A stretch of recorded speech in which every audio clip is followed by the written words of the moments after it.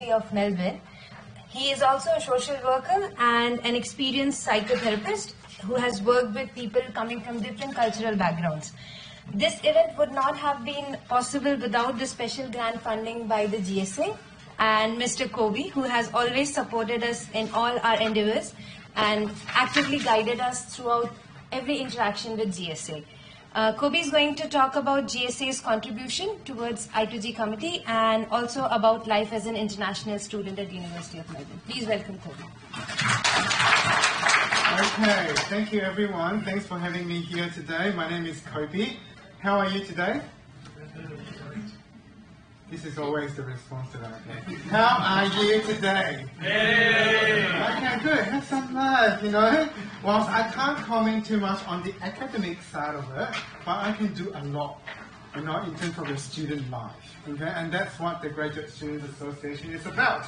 We are here for fun stuff, right? To create things for you guys.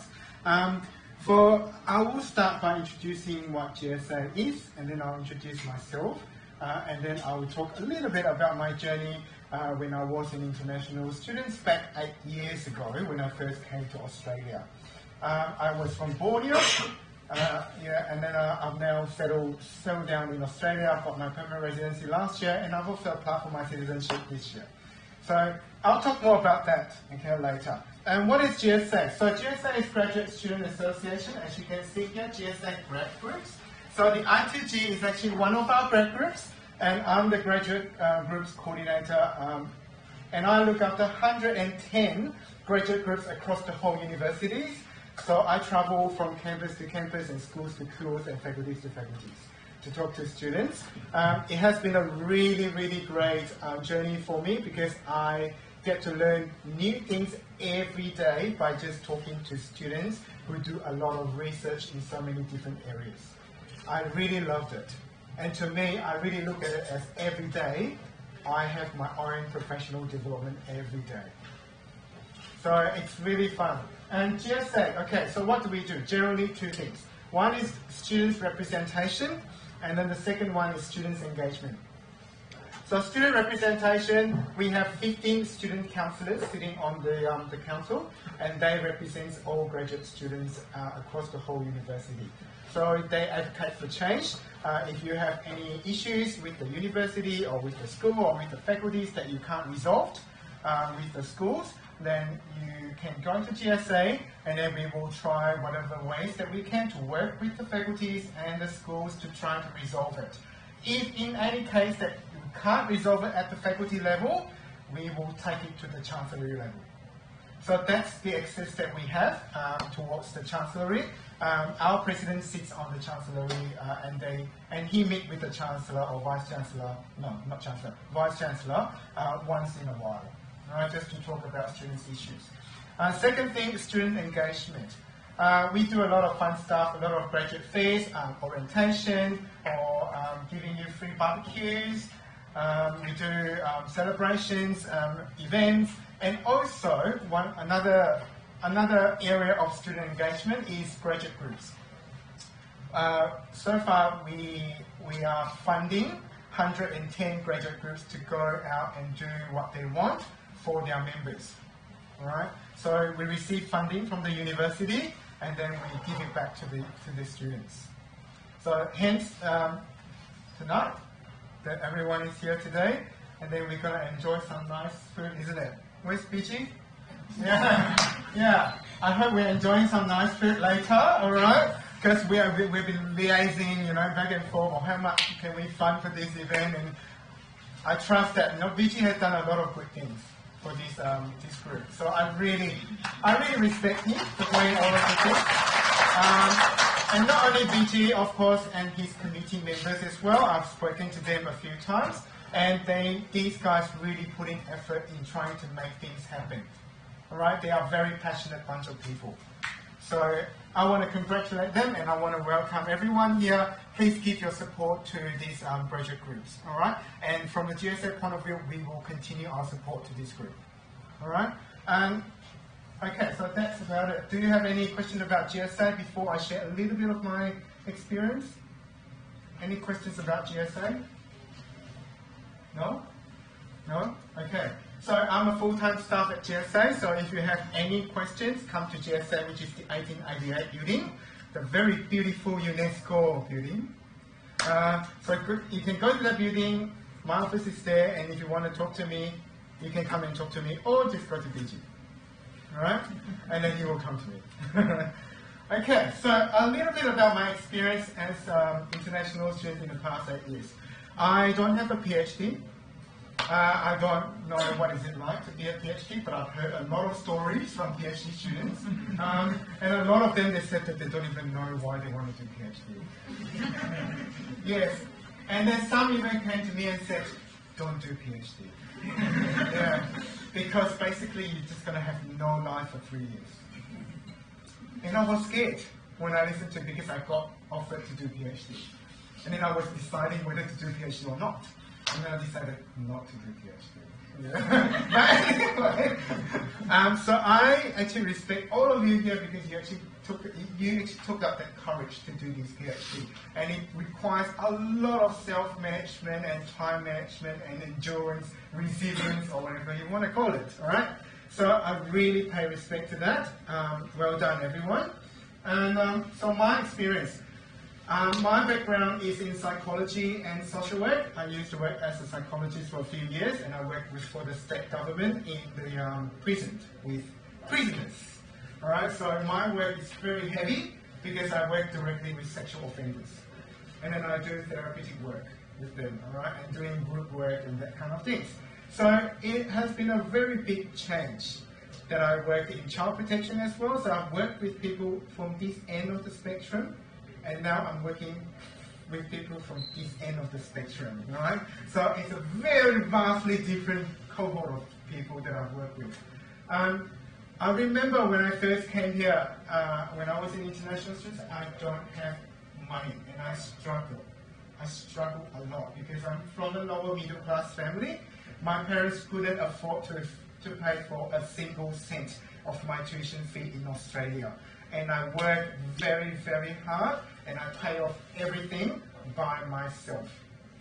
All right? And I've been through these 8 years in Australia. Yes, I went against the visa criteria. I did stick to 20 hours, which is not nice. But then I have to do what I have to do to survive. All right? But in the end, I got to where I am today.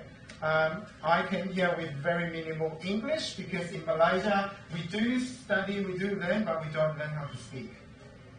Right? So when I first came here, I struggled a lot with my speaking, and I couldn't find a job.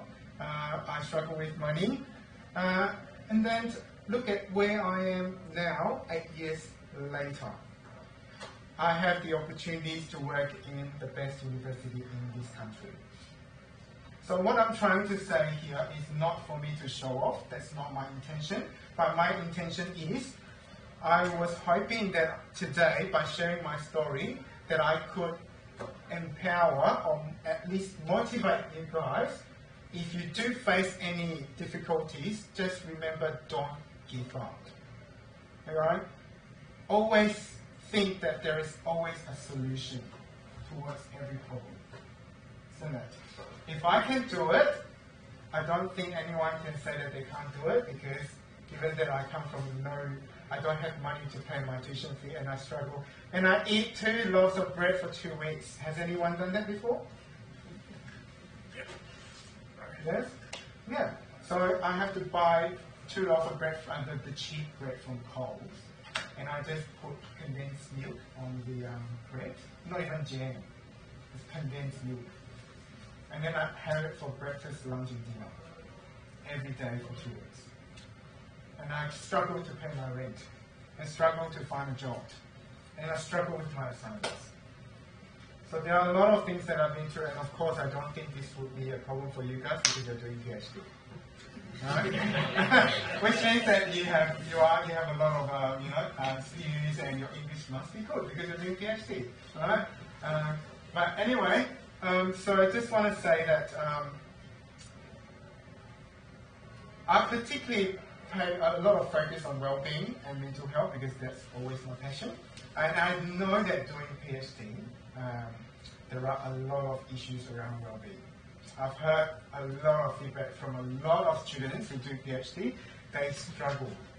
Okay, and then they also some have some mental health challenges. You know, so I want to encourage everyone here is that if you do need support, please do not hide yourself or do not feel embarrassed about it.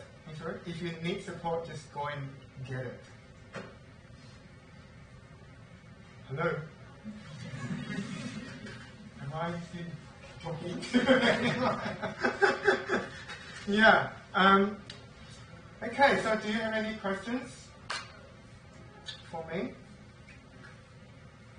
Because I know that we're running out of time. Yeah. Any questions? I shared one experience with GSA. Yeah, so yeah. Our building, the previous building that our lab was in, that was demolished, and we were moved to a completely new building.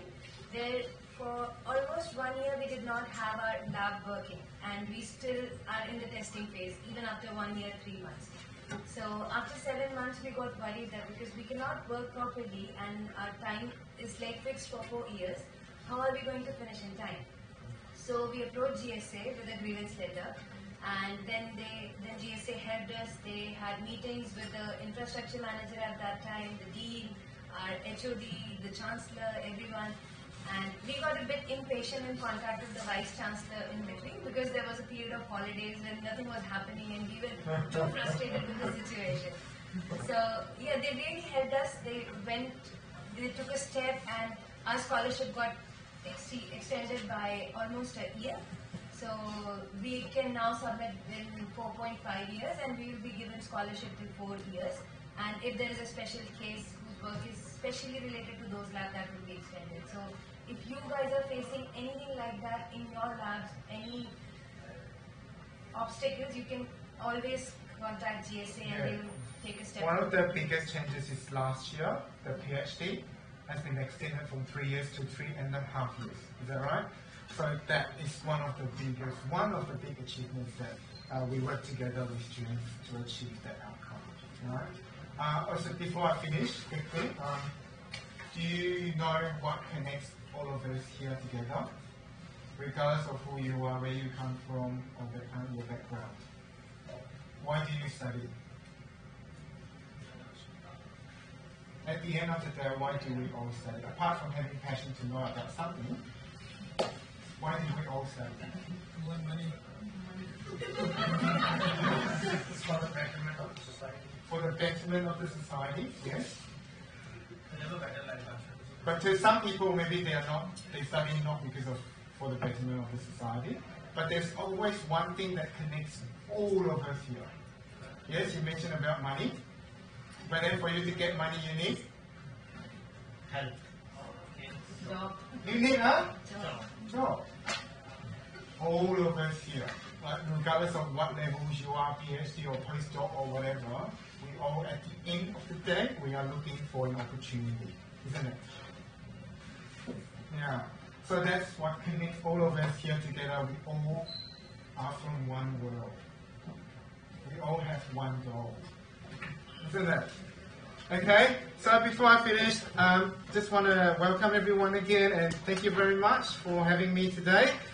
All the best in your PhD and also your career. So if you need anything, just go to BG or GSA. Alright? Okay, thank you. Thank you.